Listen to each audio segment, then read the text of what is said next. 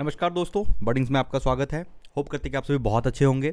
एक टॉपिक था जिस पे मैं बहुत पहले से वीडियो बनाने की चाहत रखता था, पर ना मौका मिला। वो नहीं कहते हैं ना मौका ना दस्तूर। तो मौका आज मिला है। कुछ चीज़ें मैंने देखा, मेरा दिमाग स्ट्राइक किया उसी टॉपिक पे और मैंने बोला कि नहीं, this is a good time to make that video. Topic क्या था? मैं बहुत पहले से ये कहने की इच्छा रखता हूँ ना कि आप जैसे जहाँ से भी आते हैं, जो भी आपका कह सकते हैं, और इस पे मैंने कई बार अपने डिस्कशन भी किया है, अपने कॉलेज में डिस्कशन किया, अपने ग्रुप्स में डिस्कशन किया, दोस्तों के साथ किया, घर में डिस्कशन किया कि जो हमारी विरासत है उसे कैरी फॉरवर्ड करो।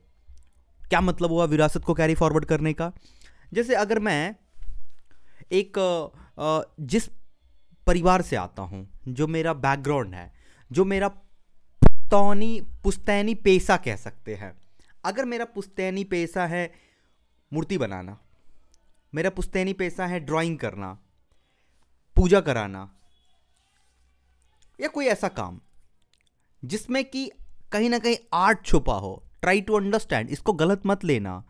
मैं कह रहा हूं कि जिसमें आर्ट छुपा हो, स्किल छुपा हो, आर्ट और स्किल जिसमें छुपा हुआ हो, अगर वो पेशा आपका पुश्तैनी पेशा है तो उसे आप सीख लीजिए। ये मौका है सीखने का। बाद में आप सीख नहीं पाएंगे।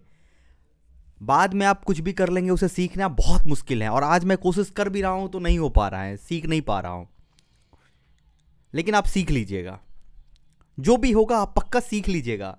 अब बोलोगे कि सीखने से क्या होगा, अब मेरा पैसा, मेरा पूर्वज ने ये काम किया तो मैं भी यही काम करूंगा। Maybe in your mind this can be like some point of time, like आप सोचोगे कि ऐसा क्यों आप कह रहे हो। मैं इसलिए कह रहा हूं कि ये जो स्किल होता है ना, ये आपको लाइफ में कभी ना कभी बहुत काम आने वाली है। आप स्टीव जॉब्स की ना, एप्पल के जो फाउंडर हैं स्टीव जॉब्स, उनका एक इंटरव्यू निकालना। उन्होंने कहा कि मैंने कॉलेज में कैलीग्राफी सीखा। कैलीग्राफी का उसके एकेडमिक से कोई रिलेशन नहीं था, बट उन्होंने सीख लिया कैलीग्राफी। और उन्होंने कहा कि वो कैलीग्राफी का डिज़ाइन मुझे एप्पल के डिज़ाइनिंग में काम आया। आज मैं देख रहा था कि जो प्रभु श्री राम की जो मूर्ति है उसे किसने बनाया, और ये काफ़ी न्यूज़ में भी था। तो उनके बारे में मुझे जानने की इच्छा हुई कि कौन है ये।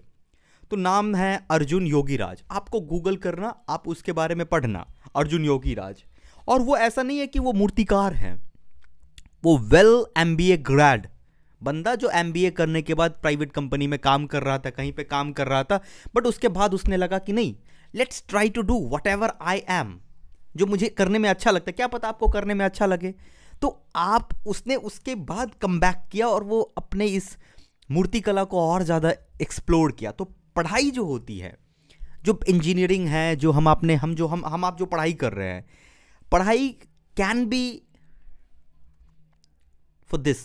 जो पढ़ाई हम कर रहे हैं वो हमारे माइंड को डेवलप करने के लिए है, बट इसके बाद लाइफ में क्या करना है वो आप पे डिपेंड करता है। लेकिन वो तब आप डिपेंड करता है जब आप स्किल्ड एनफ हैं।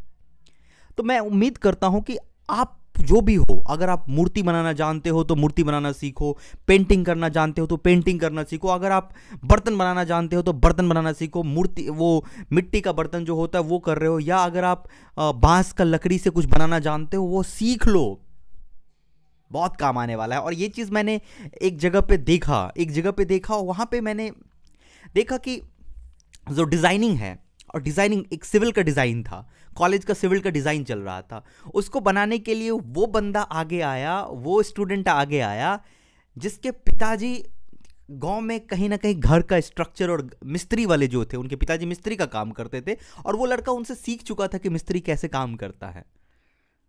तो कोई भी प्रोफेशन अगर आपके पूर्वजों का है जो कि अभी एग्जिस्टेंस में है, उसे सीख लो, क्योंकि मुझे नहीं पता आगे आप सीख पाओगे या नहीं। अगर एक भी पूर्वज का गैप आ गया, आप नहीं सीख पाओगे। जैसे मैं एग्जांपल लूं कि अगर मेरा पूर्वज ए को ये आता था, मैं पूर्वज सी हूं और बी ने नहीं सीखा, तो मैं भी नहीं सीख पाया।